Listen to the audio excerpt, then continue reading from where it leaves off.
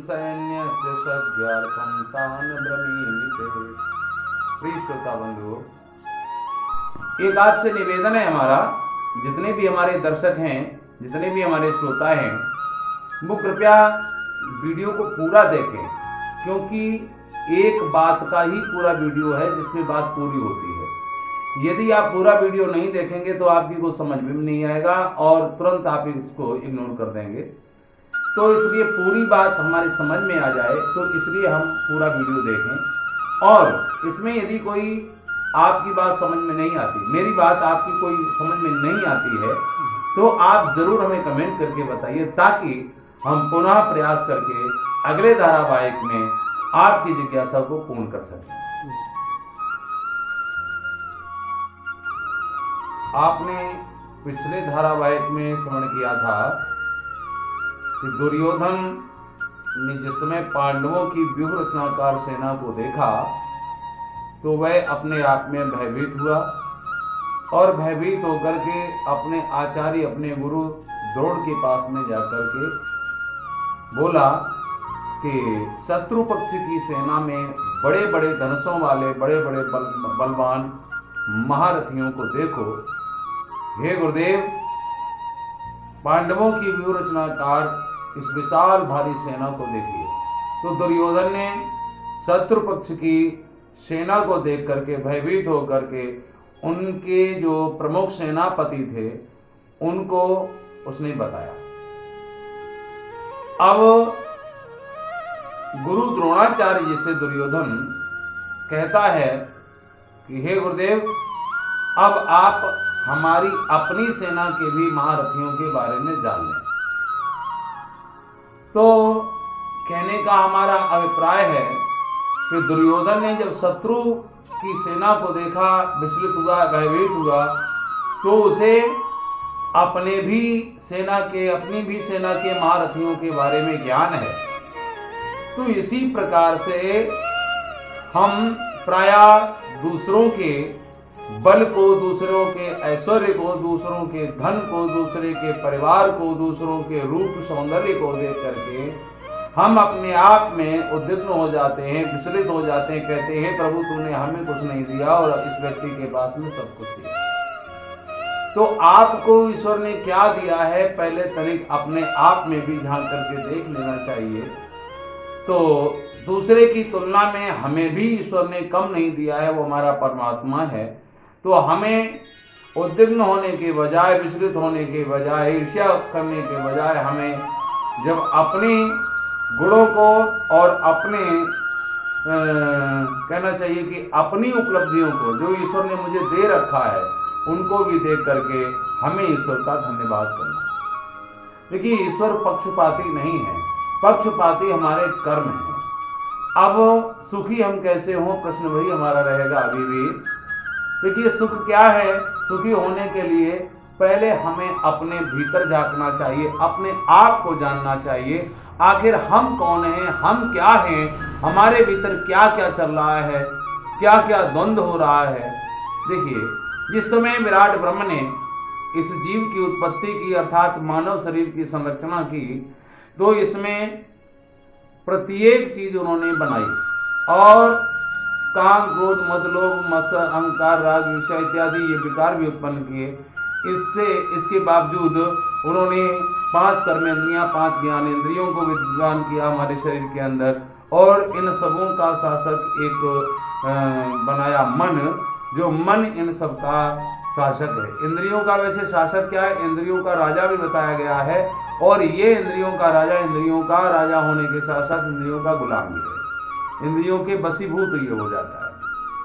अब देखिए, ये सुख और दुख की जो परिकल्पनाओं का परिदृश्य हमें हर पल हर क्षण जो हमें परेशान करता है, हमारे अंदर चलता फिरता है, हमें उद्वेलित करता है, तो ये मन क्या है? आप मन की स्थिरता बना लें, मन को पहचान लें, इंद्रियों को पहचानें, फिर मन को पहचानें। मन, जबकि ये शरीर रूपी रथ में इंद्रिय रूपी घोड़े जुटे हुए हैं और मन इसका सारथी है।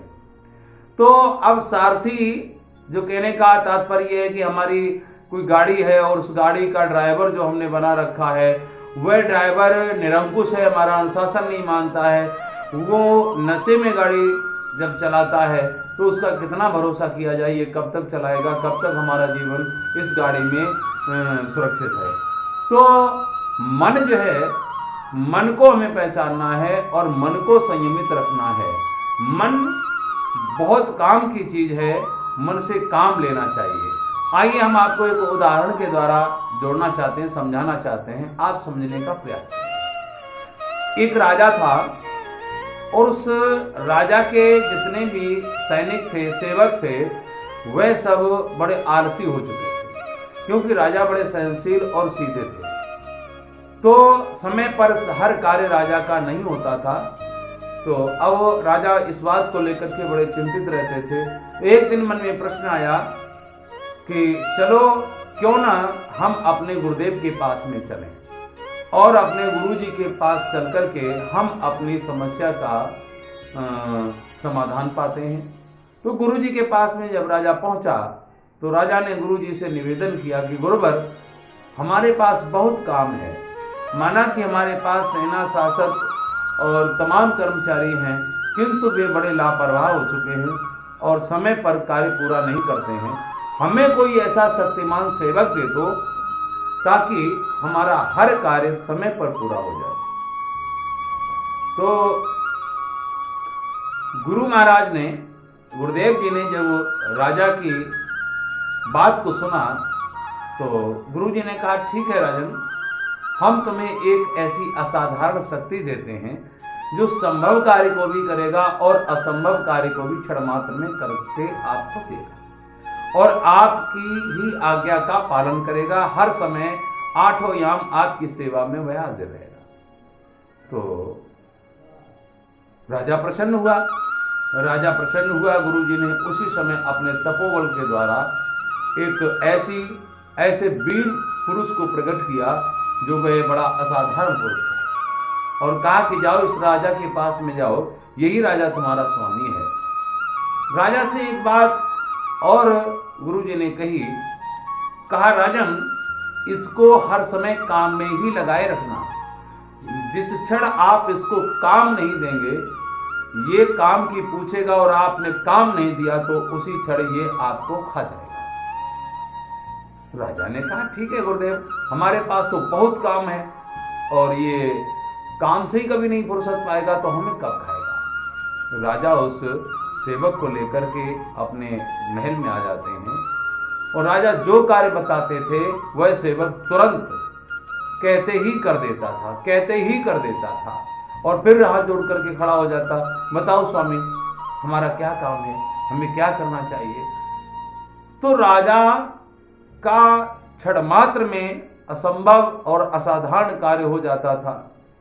हर कार्य पूर्ण क्षण मात्र में जब हो जाता था तो अब राजा के समझ में आया कि मेरे पास अब तो काम भी नहीं रहेगा। सेवक आया, सेवक ने कहा, राजन काम दो। अब राजा सोचने लगा, मैं क्या काम दूं, मेरा तो सारा काम हो गया। सेवक कहने लगा, राजन मुझे काम दो, यदि काम नहीं दोगे तो मैं तुम्हें खा जाऊंगा। मेरी शर्त है, मेरा स्वभाव है, काम अगर नहीं देगा तो हम उस स्वामी को ही खा जाते हैं। राजा भयभीत हुआ, विचलित हुआ। अब राजा भाग खड़ा हुआ, कहां? गुरु जी की तरफ। पीछे पीछे सेवक भी राजा के भाग खड़ा हुआ। राजा पीछे देखता है, वही शक्ति पीछे लगी हुई है, वह असाधारण सेवक पीछे लगा हुआ है। राजा को अपने प्राणों की चिंता हुई, भयभीत होकर के दौड़ रहा है, भाग रहा है। भागते भागते गुरु जी के पास में पहुंचा। गुरु जी से निवेदन किया, बोले गुरुदेव, ये शैतान अब हमें खाने के लिए घूम रहा है, ये हमें खाना चाहता है। गुरुदेव, मेरे प्राणों की रक्षा करो और इस शैतान से मेरी रक्षा करो। गुरु जी ने कहा, आप चिंता मत करो राजन, आपने इस असाधारण शक्ति को तो ले लिया था, किंतु आपने एक बात का ध्यान नहीं रखा। मैंने कहा था इसको हर क्षण काम चाहिए और जिस पल काम नहीं दोगे उस पल ये आपको खा जाएगा। राजन, यदि भौतिक कार्य आपके पूरे हो जाएं, यदि आपके सारे सांसारिक कार्य, राजकाज के कार्य सारे पूर्ण हो जाएं, तब आप अपने महल में खड़े हुए खंबे पर इसको आदेश दे देना कि अब तुम इसके ऊपर चढ़ो और उतरो। इसको काम दो। तो राजा ने गुरु जी की आज्ञा सुनी और उसको लेकर के आए।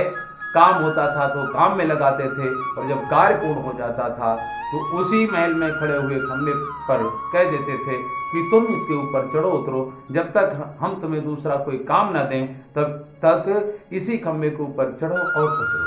तो कहने का हमारा अभिप्राय ये है सज्जनों, ये मन जो है ये असाधारण है। ये क्षण मात्र में जैसी हम कल्पना करते हैं वह कल्पना को साकार करने की ये सामर्थ्य रखता है। मन हमें बार बार विचलित करता है, बार बार हमें इधर उधर ले जाता है। जब ये इधर उधर ले जाए, हमें परेशान करे, हमें दुखी करे, तब हमें ध्यान के द्वारा यानी श्रुति के द्वारा हमें इसको अपने श्वासारूपी इस वृक्ष पर, इस लट्ठे पर आदेश दे देना चाहिए, अर्थात ब्रह्म चिंतन में इसको हमें लगा देना चाहिए, तभी हम सुखी हो पाएंगे। मन जब तक ब्रह्म चिंतन में नहीं लगेगा तब तक हमें सुख नहीं प्राप्त हो सकता।